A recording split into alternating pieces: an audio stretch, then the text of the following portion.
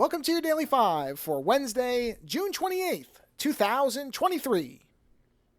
Well, this is going to be a very, very late to the party review because the series has been out for over a year now, at least. But my wife and I finally got around to watching the Apple TV series Severance, starring Adam Scott, which, again, my review is going to seem completely disposable because there are many, many, many reviews talking about how great this series is. And I have to echo them. We both thought it was sensational. Now, I kind of knew I was going to like this series because I saw a lot of comparisons.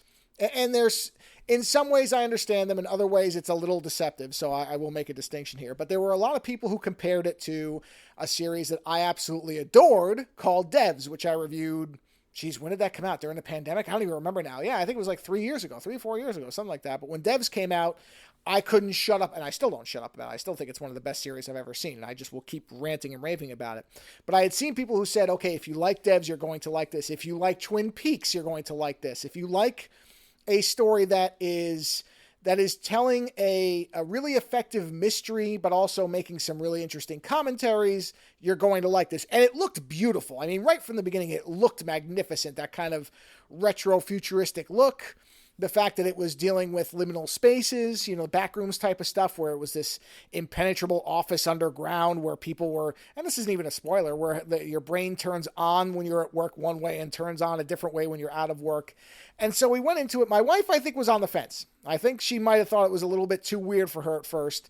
But by the end of, I think, the second episode, she was hooked. I was hooked in 10 minutes. I knew right away that I was geared for this type of thing. And as long as it wasn't a complete wreck in terms of storytelling, that even the visuals would probably carry me through. But I have to say, it is a stellar production top to bottom. So this is one of those cases where the hype and the raves and rants about it are absolutely well-founded. I think Severance is the next Devs for me. It's that level of a series. The only bad thing about it, the only thing I always make sure I mention when I talk about Devs to people is it's a one and done series. And I love the fact that it told a complete story in one shot, and you don't have to worry about whether it's going to be canceled or whether they're going to lose their way in the second season or anything. Whereas with Severance, it ends on a huge cliffhanger, although not as massive a one that people... I was reading about the ending and people were like, that's a terrible way to end the series. And I thought it was going to be a lot worse. I mean, the cliffhanger it ends on, you can see that that's where it's going to end, about 30 miles away. Like, you know where it's going. I'll talk about it when I review it during our show. I don't know if I'm going to get to it this week because I have so much stuff to review because Lando's been off. So I don't know that I'm going to get to it. Just depends on time.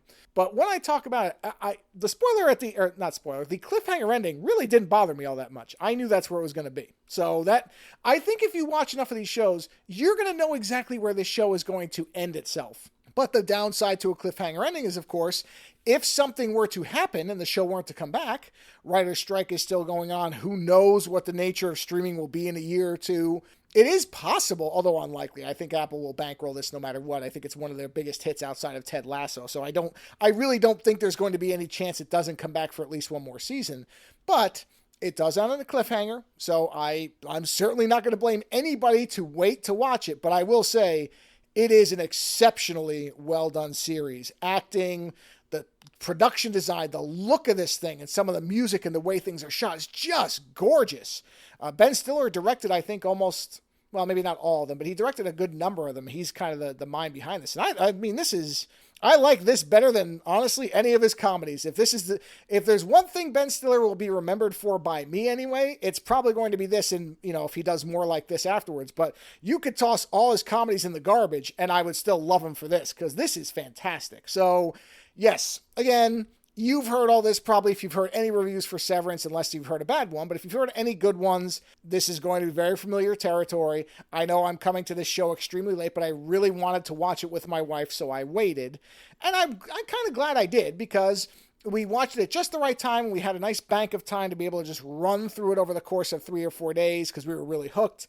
And it was just fantastic. There's no other word for it.